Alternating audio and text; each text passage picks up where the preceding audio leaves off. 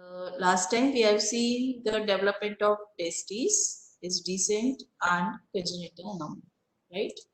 So today we see the objectives are development of ovary, then descent of ovary, congenital anomalies of ovary, along with molecular regulation of gonads. We see the molecular regulation of both gonads at this simultaneously because they are correlated with each other. Genital duct system of female, and where we see the development of fallopian tubes, uterus, and vagina. So let's start with the development of ovary. So gonads, they develop from two stages: indifferent gonads and definitive gonads. Okay. So indifferent gonads, it develops in the first to sixth week of intrauterine life. And the structure of both the gonads is exactly same. They develop similarly till the 6 weeks of intrauterine life. They are indifferent gonads. Rest of the things also, when there is a genetic sex female, that is XX configuration. So in the absence of Y chromosome, absence of SRY and TDF, these indifferent gonads differentiate into ovary, right? And what are the three stages? That also that is the gonadal ridge, the migration of primordial germ cells, and primitive sex pods. So till the stage of indifferent gonads, the ovary development is exactly same as of testes, which we discussed in that lecture. So I will not go in detail. The few pictures suggesting of development of indifferent gonads. So they are basically the three stages: gonadal ridge, where you see here. This is the gonadal ridge, where it develops in the intermediate mesoderm, and it is lined by this coelomic epithelium. This is the first stage. The second stage, here you can see here the migration of primordial germ cells. They start differentiating in the wall of yolk sac, and then they migrate from this dorsal mesentery of the hindgut and then travel to the gonadal ridge, and by the 6th week it invades these gonadal ridge. Okay, and what is the third stage? Third stage is formation of primitive sex cord. What happens once these primordial germ cells enters into gonadal ridge? These coelomic epithelium cells of coelomic epithelium proliferate, and this proliferation will cause the formation of finger-like processes. They are called as primitive sex cord, where these primordial germ cells gets incorporated and they form the primitive sex cord. So this is how the indifferent gonad is formed, and they are basically having the two regions, the outer cortex and inner medulla. So till this stage, the ovary and testis development is similar. What happens next? The next is, this also very well, how this indifferent gonads differentiate into testis and ovary depends on presence or absence of Y chromosome. If there is a presence of Y chromosome, the testes will develop. What is the structure of testis? Where the medullary cords develop, and there will be regeneration or disappearance of cortical cords. While there is a tunica albuginea which gets developed properly, becomes thickened and formed between these cords and epithelium. In the other way, when the ovary develops, that is in the absence of Y chromosome, medullary cords gets degenerate and cortical cords develop, while there is no tunica albuginea, no development of tunica albuginea. This is a basic difference. The testis develops in medulla and ovary develops in the cortex. Okay, so this is how you differentiate the development of ovary and testis. Now see the definitive ovary, how it develops. So naturally it develops in the cortex from the cortical cords. there is some difference between the development of testes and ovary. The testes which develops by directly in the medullary cords which ultimately form the seminiferous tubule. By ovary, it develops by the two generation of sex cord. What do you mean by two generation of sex cord? So in ovary, the first generation of cords develop in medulla, which are called as medullary cords. Okay. So first generation sex cords which are developed are medullary cords. Okay. They are the primitive sex cord present in medulla, which are having primordial germ cells, and they form medullary cords. So they are first generation, but they are not well developed. What happens to these cords? They get dissociated in the small cluster-like structure. You can see this is a cell clusters. So these medullary cords which are developed in the first generation, they becomes dissociated into a cell cluster, irregular cell cluster. Okay, and they also form the rete ovari. This part, this rete ovari, which are basically in very close relation with mesonephric tubules, but they are never be connected. What happens next? These medullary cords, which are forming the cell cluster along with the rete ovari and the mesonephric tubules, all get disappear, and they are replaced by the vascular stroma. Okay, so they are replaced by a vascular stroma, and this form the medulla of ovary. So these are the first generation sex cords which develop in the medulla. They are medullary cords which later on get dissociated into cell cluster. They form rete ovari, and they are in close contact with the medullary, this mesonephric tubules. All three get disappears, and they are replaced by vascular stroma, which contributes medulla of ovary. Right? This is first generation. What happens in second generation? The second generation of sex cords, they developed in the cortex. So you might have got one question that this medullary cords which already degenerate, now how these cortical cords are derived? So there is germinal epithelium, right? And there is no tunica albuginea, which is separating this epithelium with this sex cords. So this has got an important role in development of ovary. This germinal epithelium will further proliferate. Okay, further proliferate and form cortical cords. And these cortical cords are second generation of sex cords, which later forms the definitive ovary. Okay, mainly the primordial follicle. These primordial follicles are derived from these cortical cords. So this germinal epithelium gets proliferate by the 7th week of intrauterine life, and they form cortical cords. What happens next? These cords, which are finger-like processes, get broken up and they form cell mass or cell cluster. And each cell cluster, this surrounds a single primordial germ cell. Okay, so the cells of each cluster, they surrounds the primordial germ cells, and this is how the primordial follicle is formed. Where it is formed? In the cortex. Okay, so this primordial follicles, they are formed by cortical cords. How these cords are formed? By the proliferation of germinal epithelium. These cords get disintegrated and form the small cell cluster surrounds the primordial germ cell, and they form primordial follicle. So this is how the two generation of sex cords are formed in development of ovary.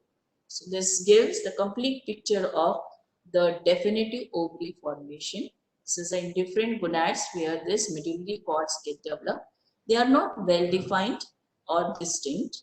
They are immediately dissociated into the cell cluster and form the rete ovari. Along with these two and mesonephric tubules, they get degenerated, replaced by vascular stroma, and they form the medulla. At the same time, as this medullary cords get disintegrated, there is development of second generation of sex cord. Okay, which is cortical cords. They are defined to cortex. Along with these primordial germ cells, these cords form the cell cluster surrounds the primordial germ cell, and they form millions of primordial follicles. Okay? So these primordial follicles which are formed in definitive ovary in the cortex. This is how definitive ovary is formed by two generations of sex cords. Now these DT ovary and this mesonephric tubules, they are not connected. Later on, this mesonephric tubules and mesonephric duct disappears. And around 6 weeks in the indifferent gonad only, there is parallelly one more duct is developing, and that is called as para-mesonephric duct. Para means on the side. So on the side of mesonephric duct, the lateral to mesonephric duct, the para-mesonephric duct developed, and this is in the cranial part lateral to this mesonephric duct. It gets differentiated, developed, and later form the duct system of the female, while mesonephric tubules and mesonephric duct disappears. Okay, so this is the basic summary of definitive ovary.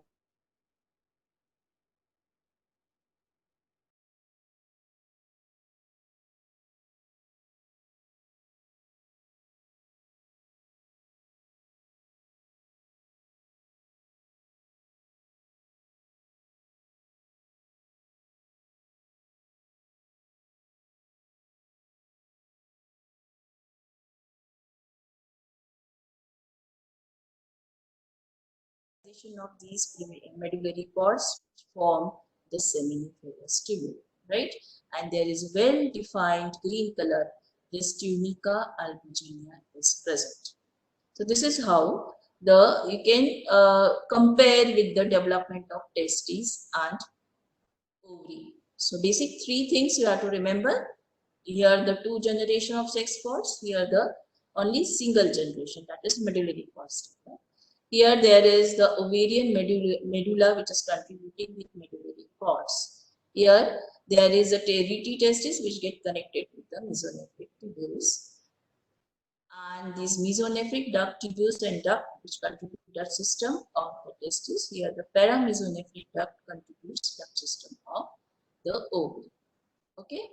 So, and here there is no tunica albuginea. Here there is a tunica albuginea, well-defined tunica albuginea.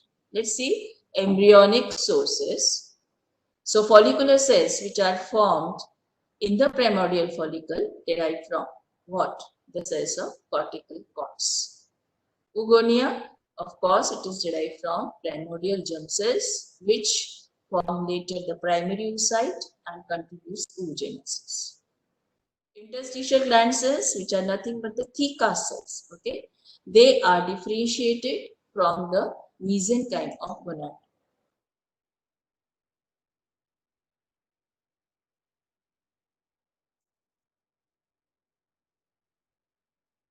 So this is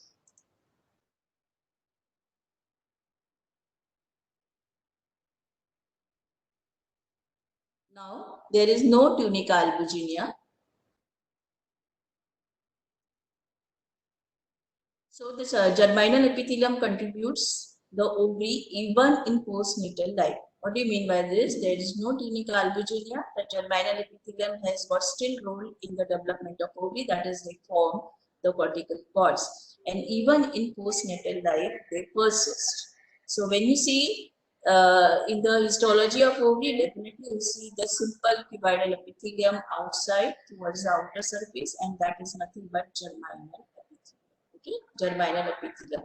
As such, there is no such germinal epithelium you see in the histology of testes. Why? Because it is already separated by the tunica albuginea. So its role is gone and it gets later disappears. So it will not persist in postnatal life. The mesoderm. The mesoderm contributes connective tissue stroma of the ovary.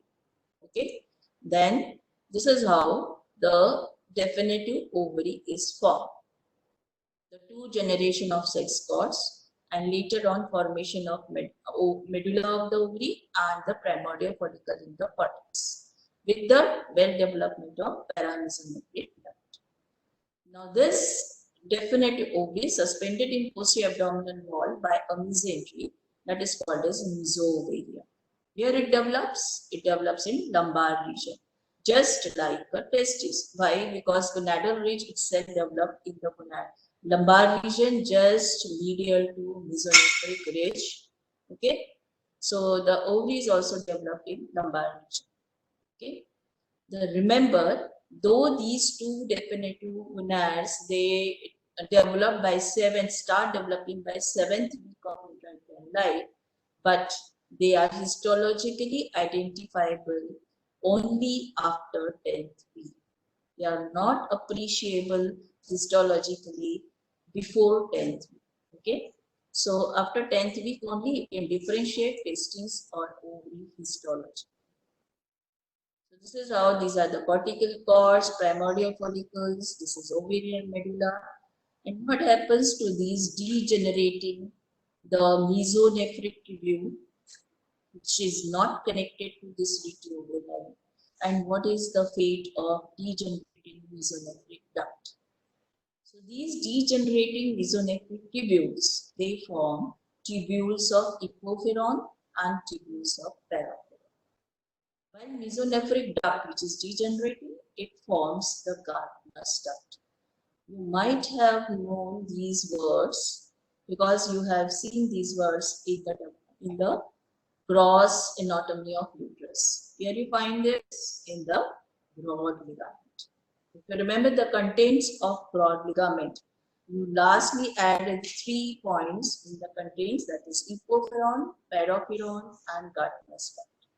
Epophyron, they are epo means just above the ovary. So they are the derivatives of mesonephric tubules, remnant of mesonephric tubules present just above the ovary. Paraphyron on the side of the ovary or between the ovary and the uterus. So they are again degenerating mesonephric tubules which are present on the side of the ovary. And the Gardner's duct, which is representing degenerating mesonephric duct. Okay, so these are the remnant of mesonephric duct in female. Okay.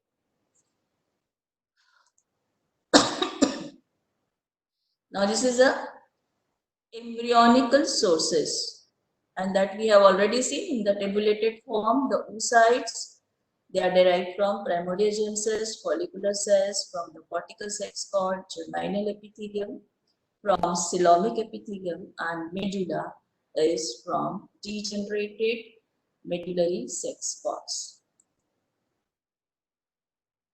This is the complete development of phenotype female embryo.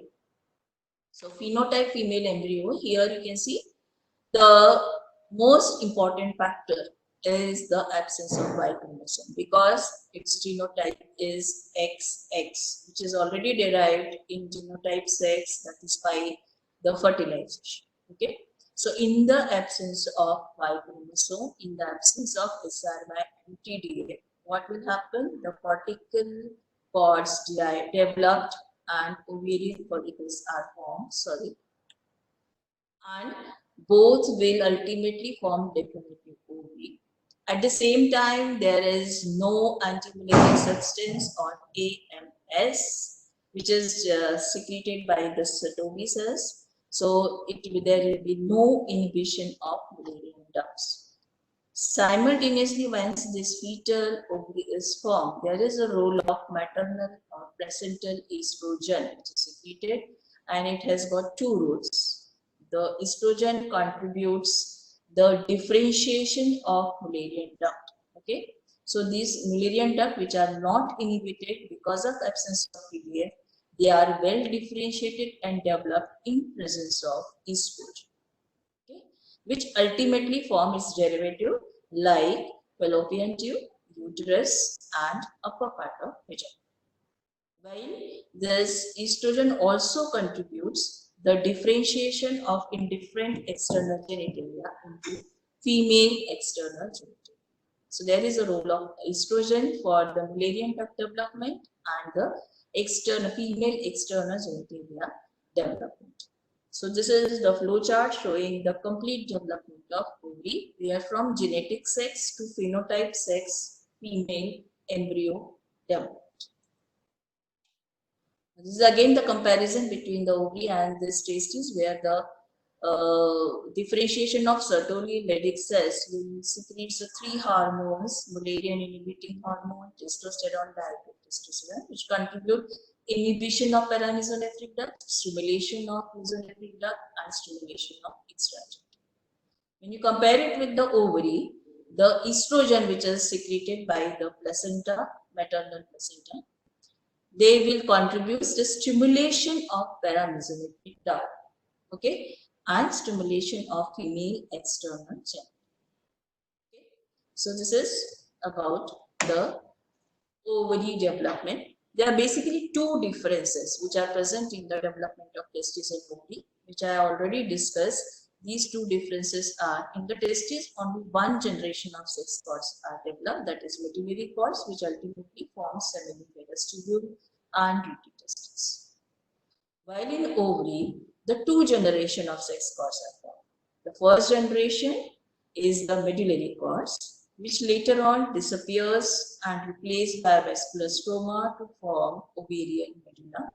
But second generation of sex cord, which are cortical cords, get well developed, differentiated, and form the primordial follicle. Okay. The second difference is testes is having presence of tunica albuginea, which separates these sex cords or the seminiferous tubules with the surface epithelium or coelomic epithelium, and there is no formation of tunica albuginea. Tunica albuginea is absent in developing ovary. So these ovarian follicles are not separated from surface epithelium. That's why you can see this epithelium in postnatal life also. I'm just giving you the basic differences between the two gonads development. This is a picture suggesting of the two gonads development. This is the testes where medullary cords are formed, ductal testes, mesonephric tubules, and mesonephric duct, which are well defined and which ultimately form the definitive testes and its duct system. At the same time, which is a paramesonephric duct is also developed on the side of this, which gets degenerated. In case of ovary development, the medulla is formed by this medullary cords, degenerating medullary cords, while the cortical cords will form the primordial follicle. There is no tunica albuginea, there is no connection with mesonephric tubules, so later these mesonephric tubules and mesonephric duct disappears and paramesonephric ducts get well developed to form the genital duct system of female. This is the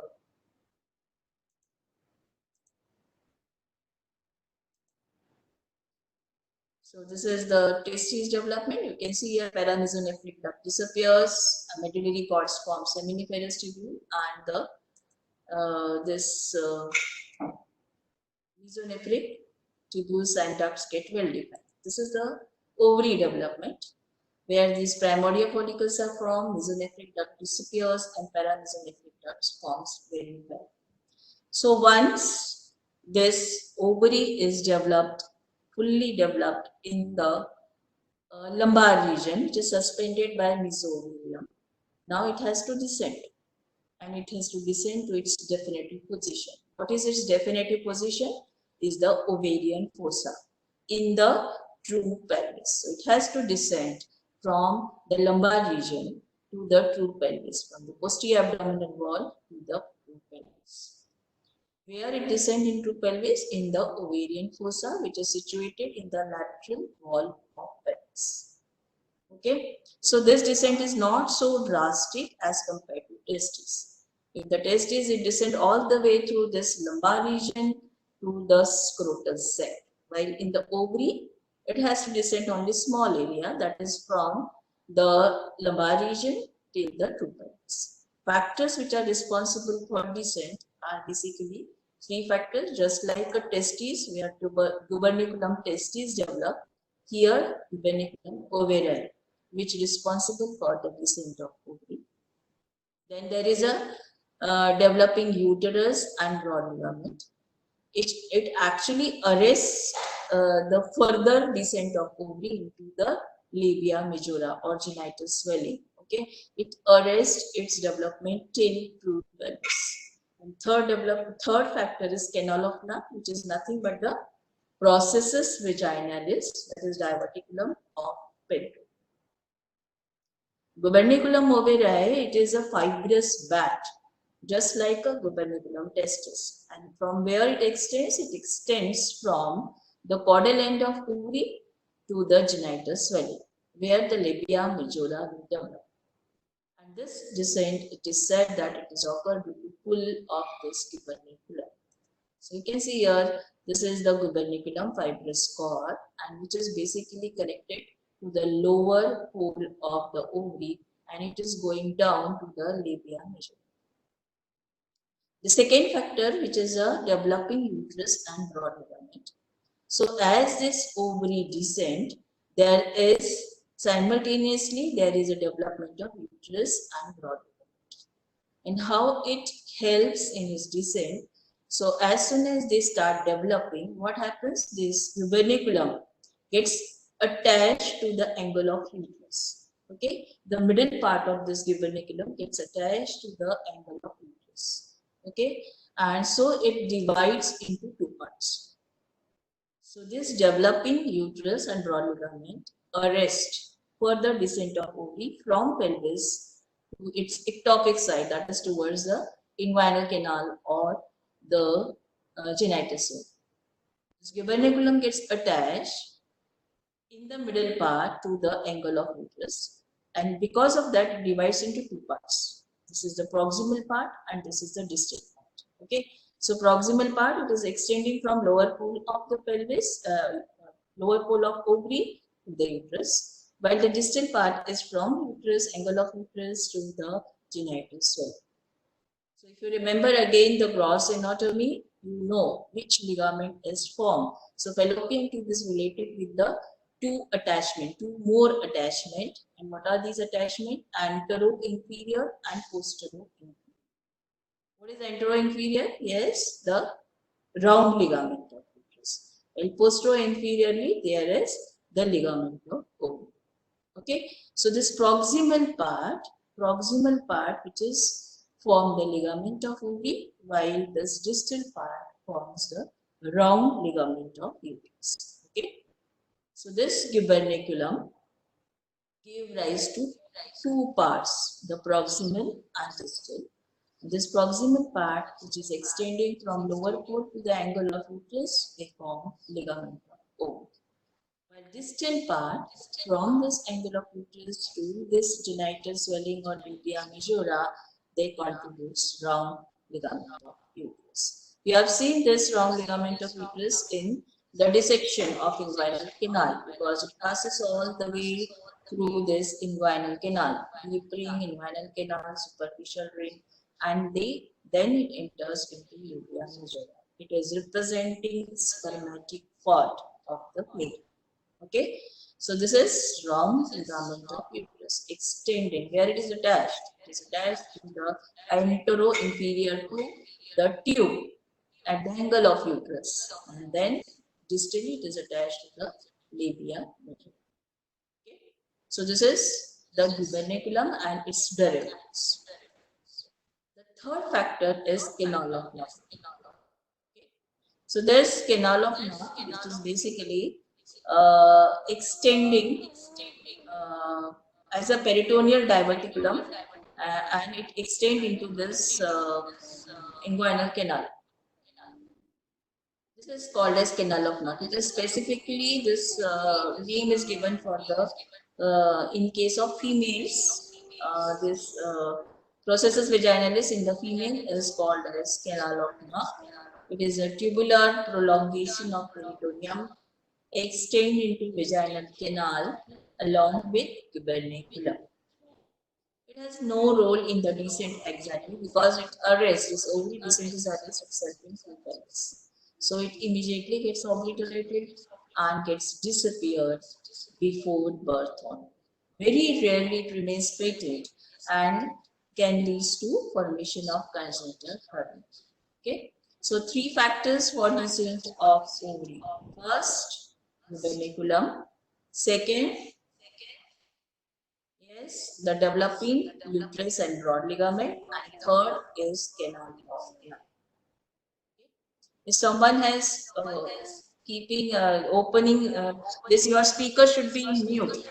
I can hear the echo.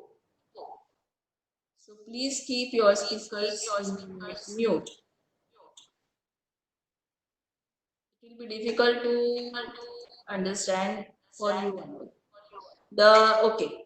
So keep your speakers in mute mode.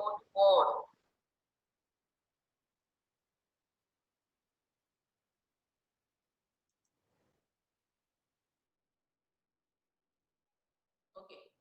So anomalies of ovary. So next part we have seen the indifferent gonad, the stages of ovary development. You have to explain in the three stages. First is indifferent gonad development, definitive stage development. Third will be descent of ovary. The fourth part you have to discuss about the anomalies of ovary, followed by molecular regulation. Okay. So anomalies are not too much. These anomalies are basically oogenesis, absence of the ovary. It can be on one side or both sides. It can be duplicated ovary. They are all rare anomalies. Then ectopic ovary. Ectopic ovary when it is present in the inguinal canal or labia majora. So normally ovary should descend up to ovarian fossa into pelvis. If it is extend beyond this site into downwards towards the inguinal canal or labia majora, then it is called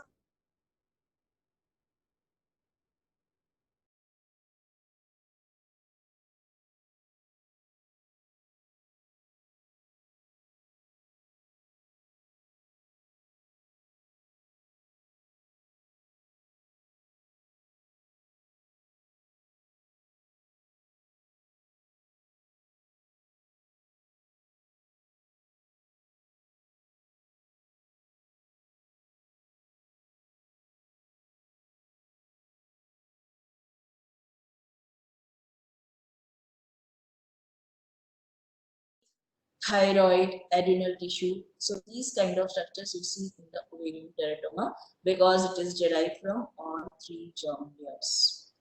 The next is congenital inguinal hernia, which is basically persistent canal of Knapp after birth.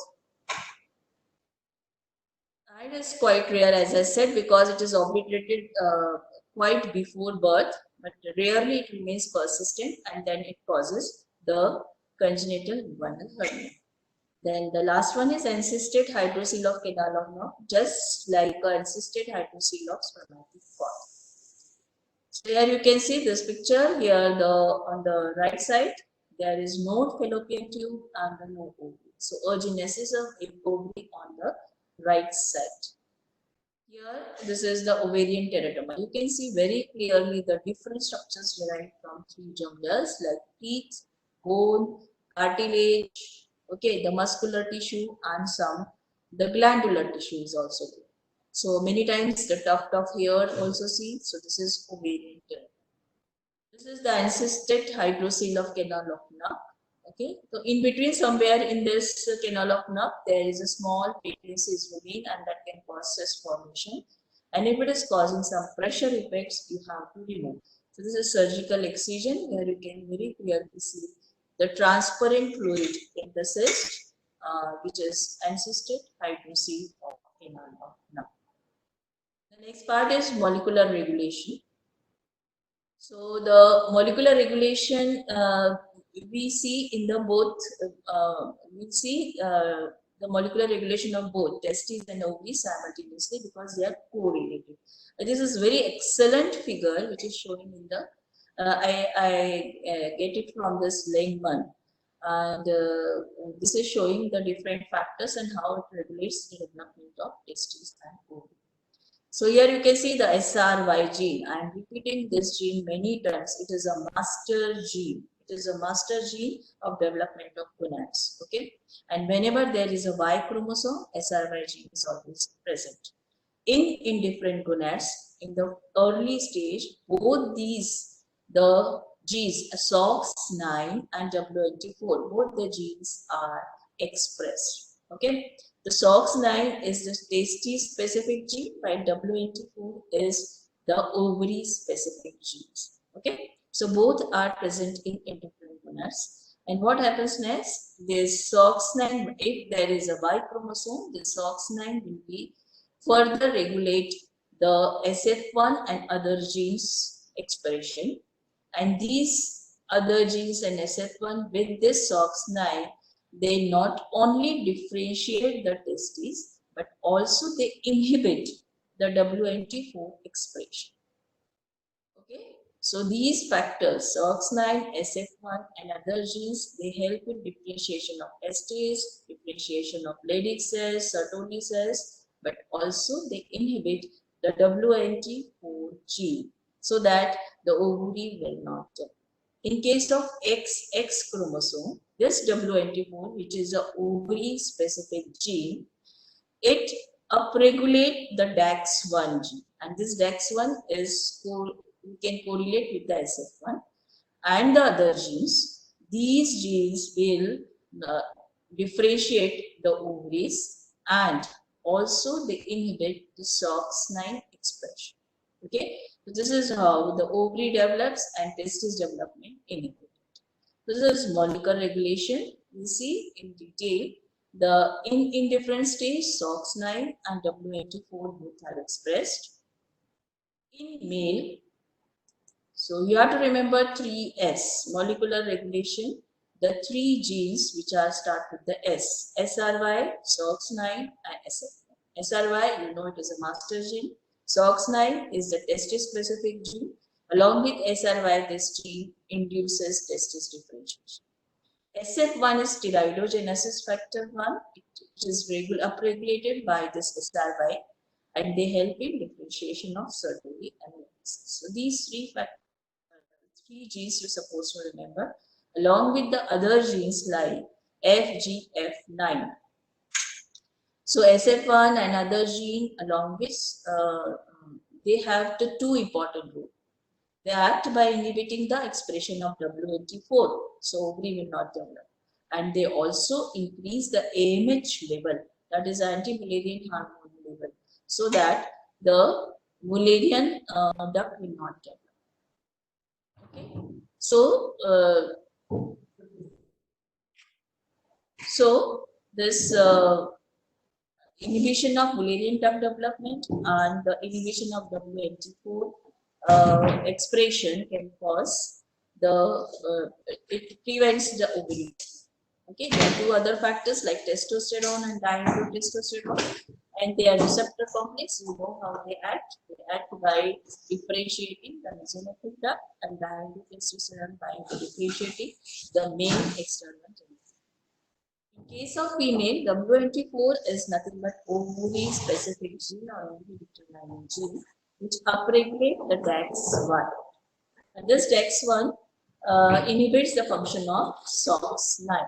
Okay, so vice versa things are happen. The DAX1 inhibit the SOX9, so the testis will not develop. The other genes are also upregulated by WNT4. The one of them is TAFII5, it is a target gene for the ovarian follicular cell. Okay, so this is about the molecular regulation of female. There is a role of estrogen which combined with receptor complex to get stimulation of this paramesonephric duct, and also they help in differentiation of external genitalia of female. Okay, so this is about the ovary development and its molecular regulation. So we'll continue for the 10 minutes more are there, so we can go for the genital duct system of the female, which is not very difficult. So in different gonads,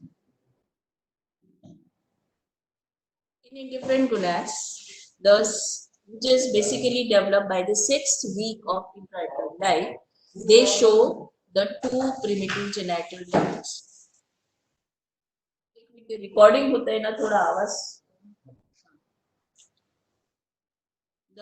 this two ducts are formed, the mesonephric duct and paramesonephric. Okay, So this mesonephric duct, which is also called as Wolffian duct, and paramesonephric duct, which is also called as Mullerian duct. Okay. So this mesonephric duct, which you know it is already developed during the kidney development.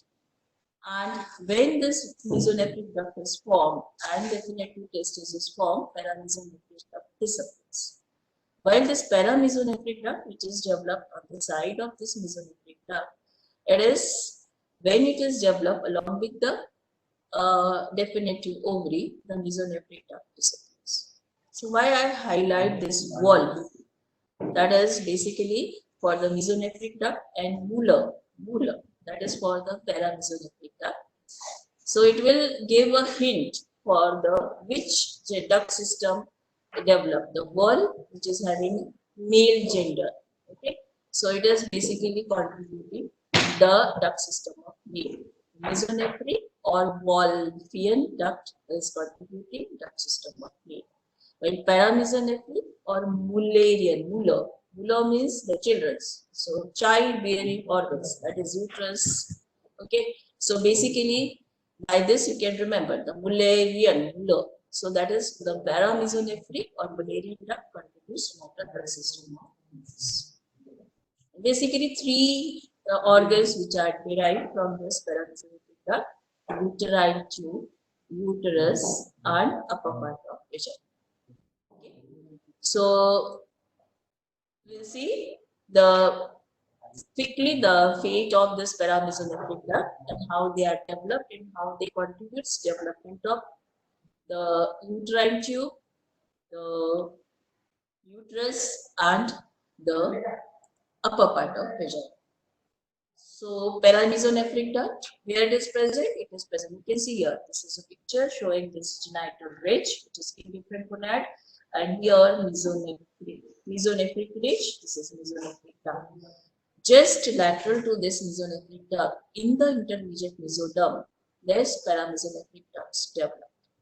And how they form? They form by the invagination. You can see here the invagination, the left picture, where you can see the coelomic epithelium gets invaginate into this nephrogenic cord or mesenchyme, and this form the paramesonephric duct. So paramesonephric duct is formed by invagination of coelomic epithelium in mesenchyme, and it is present just lateral to the mesonephric duct, okay, in the cranial part.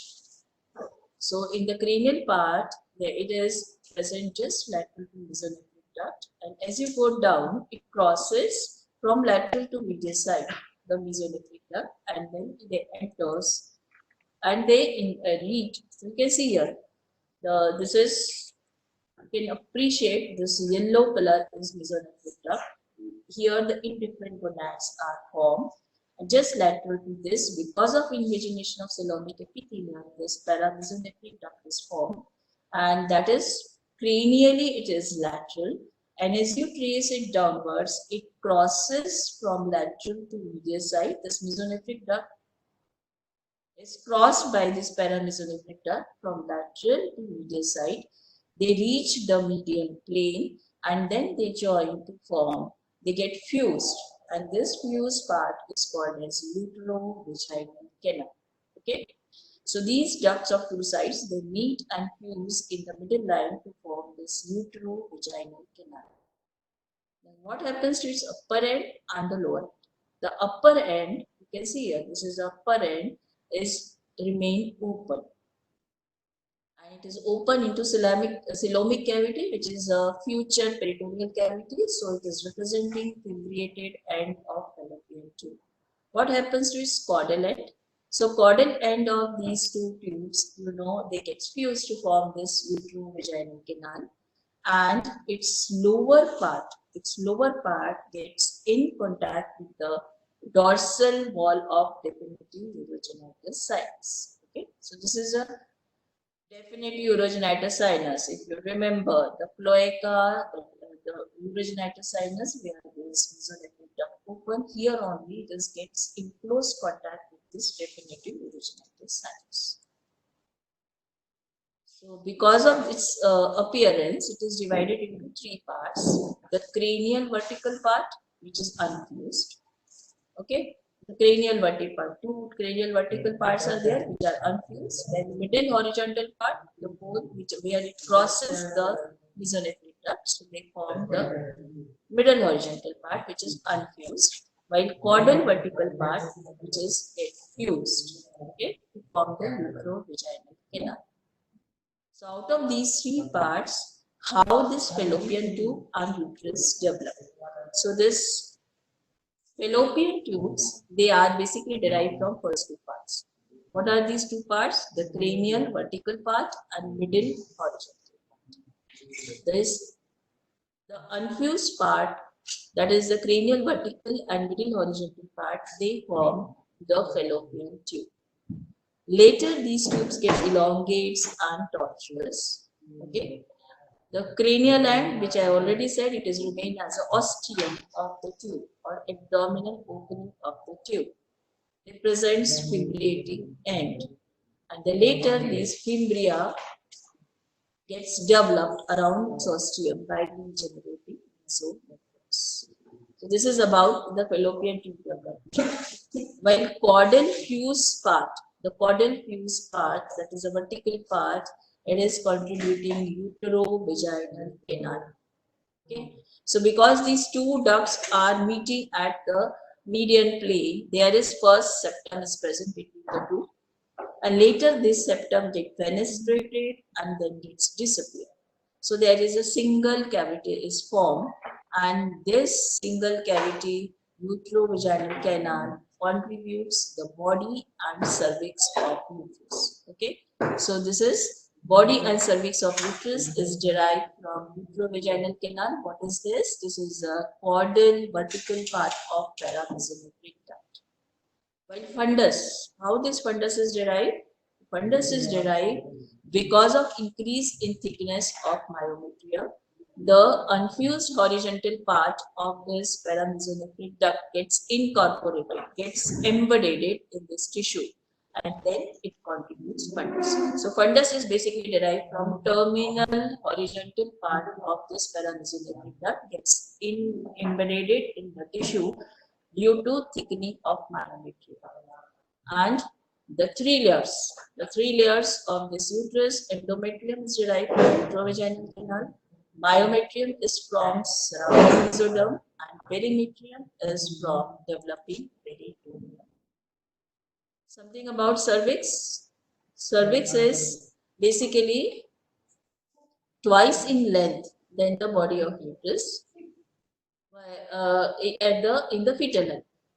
And as the puberty reaches, the length of body of the uterus elongate increases, and gradually this ratio changes. So first cervix is twice as length, and by the puberty the uterus is twice as length of the cervix. The gene which is responsible for the uterus development is HOXA10 gene. Okay, HOXA10 gene, which is responsible for development of uterus. You can see the development of uterus here. These are the two horizontal part of paramesonephric duct, and there is the fused part of this caudal fused part of paramesonephric duct, which is first separated by the septum, which gets fenestrated, and later on complete cavity is formed. Okay, so this uterovaginal canal, it contributes the body and cervix of the uterus, while these two horizontal part, its terminal end gets incorporated in this myometrium, and they contribute the fundus. Okay, there is one more contribution is there, that is the upper part of vagina, and that is by the uterovaginal canal. So basically, three parts are derived from the paramesonephric duct. The upper cranial vertical part, the middle horizontal part forms a fallopian tube, while the caudal fused part forms a uterus and upper part of vagina. Fundus is contributed by the terminal horizontal part of paramesonephric duct. So this is the animation showing this uterus development. You can see here, this is how the fused part forms a uterus, and these are the tubes and the urogenital sinus on which this uterovaginal canal is present. Okay, and later here the vagina develops. So last part is vagina development, how it develops. Basically it is slightly complicated, so I make it in the steps. So you will remember it in a better way, the steps of vagina development. The first is Mullerian tubercle. What is it? It is the elevation formed by projection of line to caudal end of uterovaginal canal into dorsal wall of urogenital sinus. Okay, so if you remember this uterovaginal canal, the lower end is present on the dorsal wall of urogenital sinus, and this elevation or projection is called as Mullerian tubercle. The second thing what happens is the vaginal cord.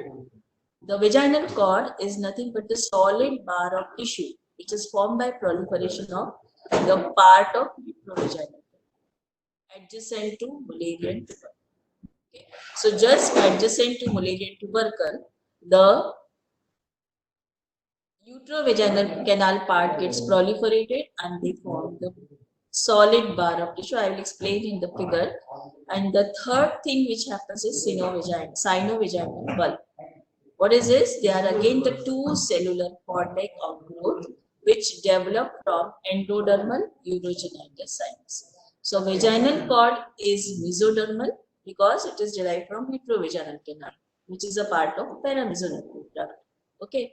By synovaginal bulb, they are endodermal in origin because they are derived from urogenital sinus. And what happens? What is the fate of this synovaginal bulb? They form the vaginal plate. Okay, and these vaginal plates are formed by the fusion of synovaginal bulb. And this plate-like structure gets elongated. And it gets elongated so they separate this vaginal cord away from the urogenital sinus. So just you have to remember in this figure the steps. First step is the Mullerian tubercle. Okay, so this lower end of uterovaginal canal, it gets projected on the dorsal wall of urogenital sinus. It is mainly pelvic and pelvic part. Okay, definitely urogenital sinus. So this is Mullerian tubercle. The next is here you can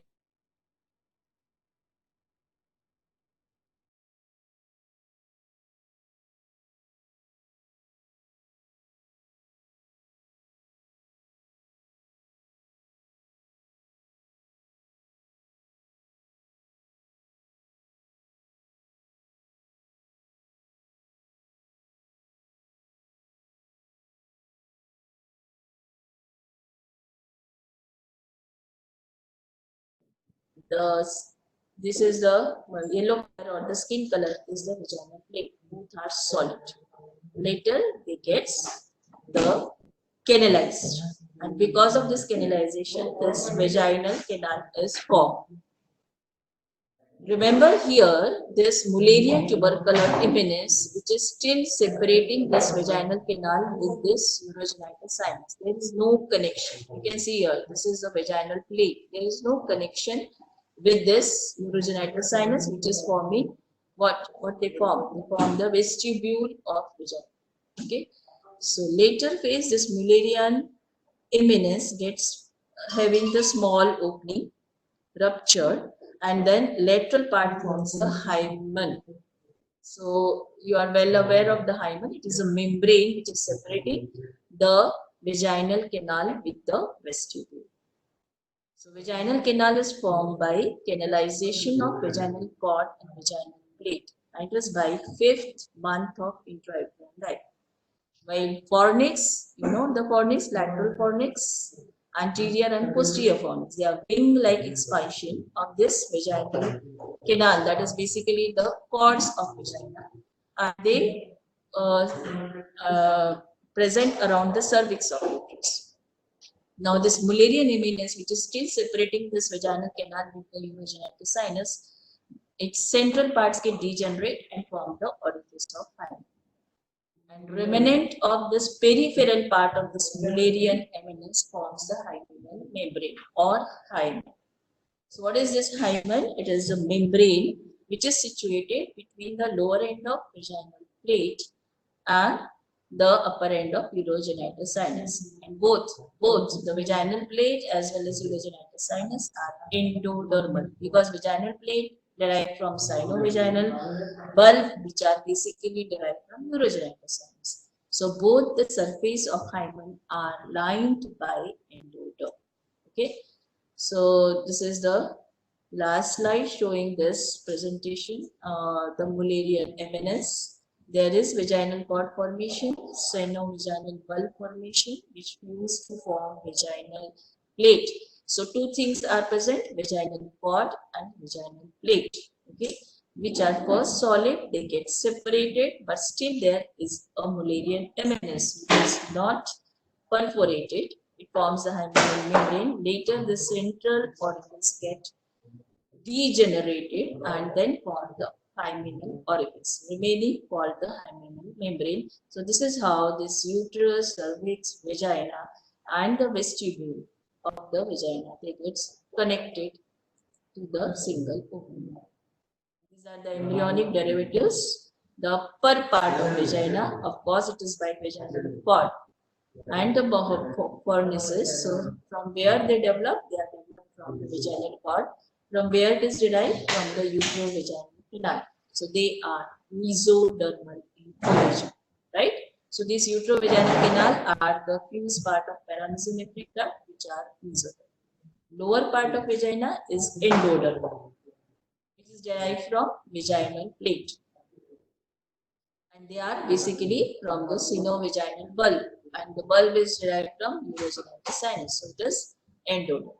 While hymen is thin plate of tissue which is separated the vagina with urogenital sinus and lined on the both the side by endoderm, so it is also endoderm. While vestibule is derived from again urogenital sinus, which is basically the lower pelvic and phallic part. So this is how the vagina develops. The anomalies we'll see next time.